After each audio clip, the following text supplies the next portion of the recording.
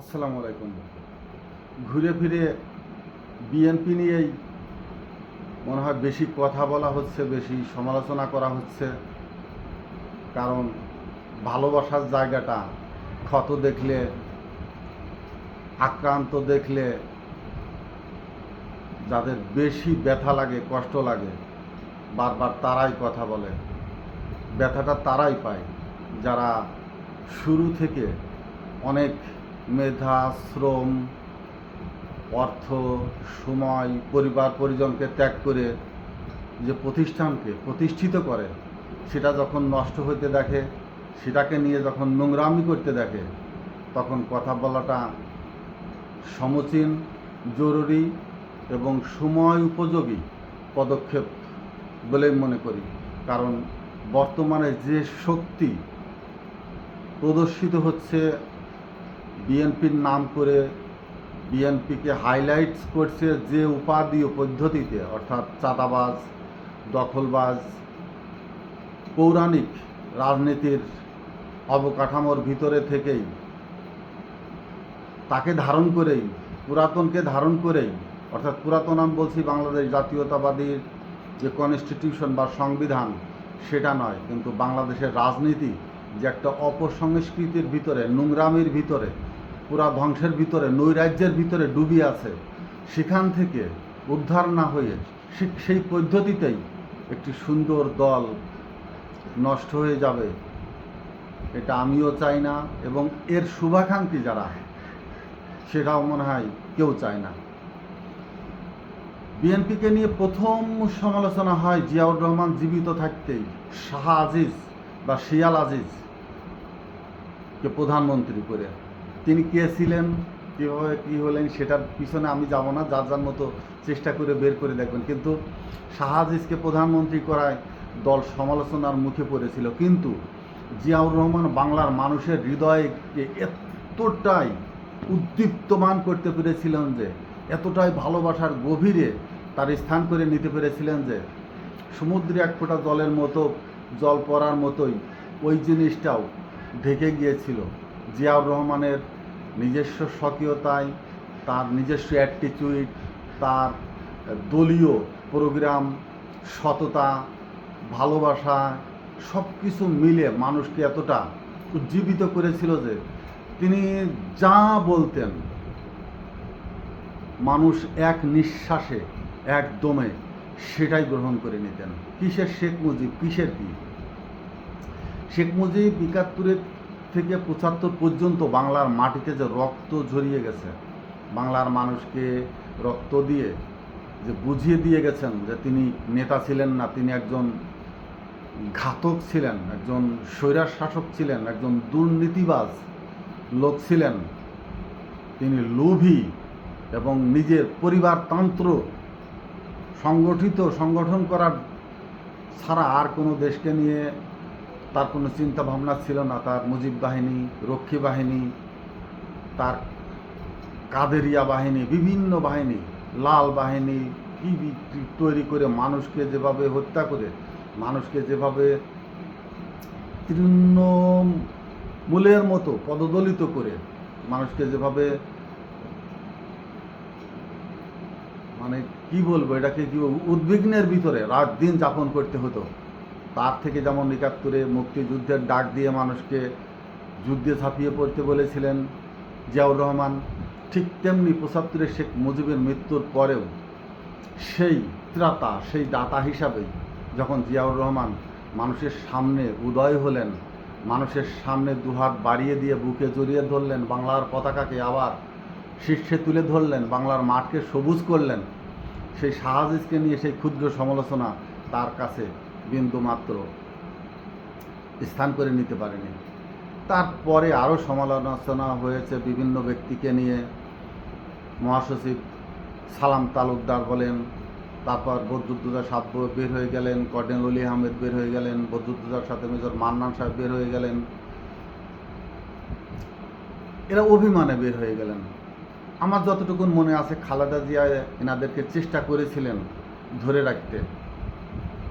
শেষমেশ major general Majedul হকও মাগুরার major general Majedul হক, যিনি একেবারে জিয়াউর রহমানের স্ট্যান্ডিং কমিটির একজন অত্যন্ত ক্ষমতা সম্পন্ন ব্যক্তি, তিনিও বের হয়ে গিয়েছিলেন। খালেদা জিয়া চেয়েছিলেন এসব মানুষগুলো, এসব রত্নগুলো তার স্বামীর হাতে তৈরি সংগঠনের মূল নেতৃত্বগুলো থাক, কিন্তু দলের পরবর্তীতে জিয়াউর রহমানের মৃত্যুর পর কিছু লোক যে দলটার ভিতরে ঢুকে পড়ে, স্বার্থন্বেষী মহল, তাদের চাপে, তাদের বিভিন্নভাবে চাপ বলেন, উপদেশ বলেন, কথাবার্তা বলেন, বিহেভিয়ার বলেন দিয়ে সেই সব লোকগুলোকে দলে রাখা সম্ভব হয়নি। দলটা আস্তে আস্তে ওইখান থেকেই কিছুটা পছন্দ ধরে যায়। মান্নান ভূঁইয়াও একসময় দলের বাইরে নেতৃত্ব তৈরি করার চেষ্টা করেছিলেন, উনি থাকলেন না। ব্যারিস্টার নাজমুল হুদা তৃণমূল বিএনপি নামে একটি সংগঠন করেছিলেন এবং তার সংগঠনের অবকাঠামো একবার আমি পর্যন্ত, অর্থাৎ গ্রাউন্ডস লেভেল পর্যন্ত এসে পৌঁছেছিল এবং সেই সব সংগঠনে যারা ছিলেন তারা কিন্তু এখনও বিএনপির মূল ধারায় রয়ে গেছেন, অর্থাৎ দলটি সেইভাবে সংগঠিত হয়ে প্রকাশিত হয়ে নিজেদেরকে আলাদাভাবে কোনো আন্দোলন সংগ্রামে নিতে পারেনি বা সাহস পায়নি, নিজেদের অস্তিত্ব বিলুপ্ত হয়ে যাবে বলেই হয়তো তারা এভাবে প্রকাশ্যে যায়নি। শেষমেশ গতবারও চিঠি থেকে মেজর হাফিজ সাহেবকে আলাদাভাবে চিঠি দিয়ে, দলের মহাসচিবকে চিঠি না দিয়ে মেজর হাফিজ সাহেবকে চিঠি দিয়ে প্রকাশ্যে নিয়ে আসে দলের পুরা ভাঙনটা, যে দল যে বিভক্ত হয়ে গেছে। কিন্তু মেজর হাফিজ সাহেব জিয়াউর রহমানের সাথে ছিলেন, বুদ্ধিদীপ্ত ব্যক্তিত্ব, রাজনৈতিক ব্যক্তিত্ব। উনি এই চটুলতা হয়তো বুঝেছিলেন বলেই তিনি তাদের সেই ডাকে আলাদাভাবে সাড়া দেননি, যার জন্য তাকে অনেকটাই একঘরে কোল ঠাসা করে রাখা হয়েছে দলে। কিন্তু আসল জায়গাটা কি হলো এখন? আসল জায়গাটা হলো মূল দলটাকে যখন ভাঙতে ব্যর্থ হলো, ভারত বলেন বা আওয়ামী লীগ বলেন বা দলের ভিতরে যারা দলটাকে শুধু পুঁজি করে নিজের একটি সম্পদের পাহাড়, নৈরাজ্য তৈরি করে দলের নামে বড় ধরনের সন্ত্রাসবাদী, ভূমি সন্ত্রাস বলেন, অর্থনৈতিক সন্ত্রাস বলেন, পুঁজিবাদ সৃষ্টির যে তাদের ভিতরে আকাঙ্ক্ষা ছিল, তারা দলের ভিতরে বসে থেকে কিভাবে পুরো দেশটাকে নিয়ন্ত্রণ করে সকল পুঁজি তাদের কুস্থিগত করার জন্য দলকে ব্যবহার করবে, তারা আর আগের অর্থাৎ পূর্বপুরুষদের মতো বিভক্তিতে যায়নি। অতএব তারা ভিতরে এক হয়েছেন। ভিতরে এক কারা? দুদু, ফখরুল, বুলু, জুনিয়র, সবচেয়ে জুনিয়র রুমিন ফারহানা বলেন, আরও কিছু লোক আছে এর ভিতরে, আপনার খসরু বলেন, আব্বাস বলেন। এরা ভাবলো যে না, আমরা দলের থেকে বের হব না, মূল দলেই আমরা এমনভাবে শক্ত হয়ে সেটে যাব যে মূল দলই আমাদের থেকে বিচ্ছিন্ন হয়ে যাবে এবং এই দলের ভিতরে থেকেই, মূল দলের ভিতরে থেকেই আমরা আমাদের সমস্ত আশা আকাঙ্ক্ষার জায়গাকে পূরণ করে নেব। ধন সম্পদ যা দলীয় নামে যত ধরনের নৈরাজ্য করা যায় আমরা সেটাই করব। অর্থাৎ দলের থেকে খালেদা জিয়াও দলের মূল নেতৃত্বে আছে কিনা সেটা তার গত সপ্তাহের বক্তব্যে পরিষ্কার হয়ে গেছে। তিনি বলেছেন বিএনপির যদি কোনো কথা থাকে সেটা আলোচনায় বসে সমাধান করতে, কোনো আন্দোলনের যেন বিএনপি না যায়। অর্থাৎ তিনিও মূল বিএনপির কেন্দ্রে যারা আছে তাদেরকে সেইভাবে নিয়ন্ত্রণ করে কথা বলতে পারছেন না বা উপদেশ দিতে পারছেন না যে তোমরা আন্দোলনে যেও না, আন্দোলনে না গিয়ে সরাসরি বর্তমান অন্তর্বর্তীকালীন সরকারের সাথে কথা বলো। তারেক জিয়া তিনি যেভাবে এতদিন ধরে কথা বলে আসছিলেন, বাংলাদেশের যারা রাজনীতির বিএনপির কেন্দ্রে বসে আছেন, এই রিজভিরা সহ, হারুনার রশিদ সহ, এরা কি আদতেই তারেক জিয়ার কোনো কথা মতো চলছিলেন, শুনছিলেন?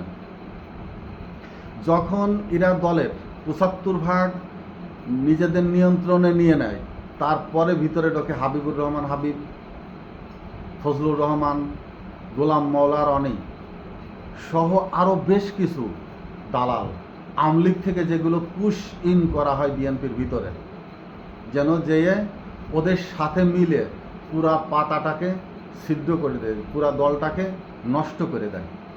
ঠিক সেটাই হয়েছে, ঠিক সেটাই আওয়ামী লীগ থেকে আগত কতিপয় নেতা, যাদের নাম বললাম, এরা এবং বিএনপির কেন্দ্রে বসে যারা নিজেদেরকে বিএনপির নেতা মনে করে, এরা মূলত কোনো বিএনপির অরিজিনাল জিয়াউর রহমান বা খালেদা জিয়ার প্রধানমন্ত্রী থাকার যে বিএনপির যে আদর্শ ছিল, নৈতিকতা ছিল, তার থেকে সম্পূর্ণ আওয়ামী ধারার, আওয়ামী লীগের ভারতীয় মতাদর্শের গঠিত সম্পূর্ণ এই দলটাকে তারা তাদের ফর্মে তৈরি করে নিয়েছে। এখন কথা হলো, বিএনপি যদি ক্ষমতায় আসে, ম্যাডাম খালেদা জিয়া বলেন, তারেক জিয়া বলেন, ইনাদের নেতৃত্ব কতটুকু এই দলের উপরে প্রতিফলিত হবে? আমার তো মনে হয় 1%ও না। কারণ দলটা যাদের হাতে নিয়ন্ত্রিত হচ্ছে তারা কেউ মূল বিএনপির আদর্শিক নেতা নন। মূল বাংলাদেশ জাতীয়তাবাদী দলের যে কনস্টিটিউশন, জিয়াউর রহমানের হাতে ধরা বাংলাদেশের সার্বভৌমত্ব, বাংলাদেশের স্বাস্থ্য বলেন, বাংলাদেশের পরিচালনার যে অবকাঠামোগত দিক নির্দেশনা সেই কনস্টিটিউশনে আছে, এরা মোটেও সেটা গ্রাহ্য করেন কিনা অথবা জানেন কিনা। এরা নিজেদের ধন সম্পদ রক্ষা এবং নিজেদের ক্ষমতা প্রদর্শন করে পুরা বাংলাদেশের থেকে লেবুর মতো চুষে অর্থ করি অঢেল সম্পদের মালিক হওয়া ছাড়া এদের দেশ পরিচালনা, রাজনৈতিক নেতা হিসাবে যে দূরদর্শিতা সম্পন্ন নেতা, পরিকল্পিতভাবে উন্নয়নের দিকে জিয়াউর রহমানের যে চিন্তা চেতনা ছিল তার বিন্দু মাত্র এরা বুঝেছিল কিনা বা এখনও বোঝে কিনা, আমি অন্তত সন্দিহান। অতএব সম্প্রতি লন্ডনে তারেক জিয়ার সাথে ডক্টর ইউনূস সাহেবের বৈঠক হয়েছে, ফলপ্রসূ বৈঠক হয়েছে। এখানে 90 ভারতীয় দালাল বলেন বা 90 আওয়ামী লীগার পুশ ইন নেতা সালাউদ্দিন বলেন, এরা দেশে ফিরে আসবেন বা নির্বাচনমুখী হবেন বা নির্বাচন করার জন্য দলকে উজ্জীবিত করার চেষ্টা করবেন। এখানে আমার যতটুকুন কানে আওয়াজ আসে, আমি যতটুকুন শব্দ পাই, বিএনপির কিছু নেতা নেতৃত্বে যারা আছে তারা এবং ভোট কেন্দ্রের সমস্ত আওয়ামী লীগই ধানের শীষের পক্ষে নির্বাচনে যাবে, মাঠে যাবে। এবং বিএনপি যদি সরকার গঠন করে, নামমাত্রই হবে বিএনপি, আদতে বিএনপির নেতৃত্ব এখানে বাংলাদেশে প্রতিফলিত হবে না। এবং সরকার নয়, আপনারা 2- জন্য সরকারকে দায়ী করেন না, সরকার নয়, বিএনপির ভিতরে এক ধরনের আওয়ামী বিএনপি সংগঠিত হয়েছে, যারা ম্যাডাম খালেদা জিয়া বলেন, তারেক জিয়াকে বলেন, সম্পূর্ণ একঘরে করে তাদের নেতৃত্বে আওয়ামী লীগ বিএনপি যৌথ প্রযোজনায় দেশ পরিচালিত হবে। এবং আগামী 5 বছরের ভিতরে দেশের যে ভয়াবহ ভারতীয় আগ্রাসনের চিত্র দেখতে পারবে এদেশ, ওই বলেন না গাজা বলেন, ইরান বলেন, ঠিক একই অবস্থার দিকে চলে যাবে যদি বিএনপির নামে আওয়ামী লীগকে, ভারতের দালালকে এদেশের মানুষ আবার ক্ষমতায় আনে। ভুল করবে, চরম ভুল। 71-এর স্বাধীনতার পর দীর্ঘ সময় পরে যে বিপ্লবের মাধ্যমে জনগণ মুক্তি চেয়েছিল, সে মুক্তি বিকশিত তো নয়, বরং সম্পূর্ণ ধ্বংস হয়ে যায়। ভারত এবার অত্যন্ত শক্তিশালী হয়ে বাংলার মাটিতে রক্ত ঝরাবে, বাংলার পতাকাকে নিপতিত করবে, কুলসিত করবে, মানচিত্রকে খাবলি দিয়ে ধরবে। অতএব বিএনপির নামে, বিএনপির চরিত্রে অভিনয় করবার জন্য যেসব বিএনপির কেন্দ্রীয় নেতাদের সমালোচিত হচ্ছে, তাদের থেকে সাবধান হন। এবং ম্যাডাম খালেদা জিয়া এবং তারেক জিয়াও যেন তাদের থেকে অন্তত অনেক দূরে নিয়ে বিএনপিকে যদি পুনর্গঠিত করে বাংলার মানুষের সামনে এসে উপস্থিত হন, সেটাই হবে সমাদৃত দল, যেটাই সংস্কারের কথা থাকবে। আমি আশা করি সতর্ক হবেন মানুষ, সাধারণ মানুষ, তাদের পদক্ষেপ। এবং 5ই আগস্টের যারা মুরব্বি ঘরোয়ানা, বুদ্ধিজীবী, পেশাজীবী সচেতন বাংলাদেশের স্বাধীন নাগরিক তারা সবাই জিনিসটাকে গভীরভাবে উপলব্ধি করার চেষ্টা করবেন, এই আশা রেখে আমি আজকের মতো শেষ করছি।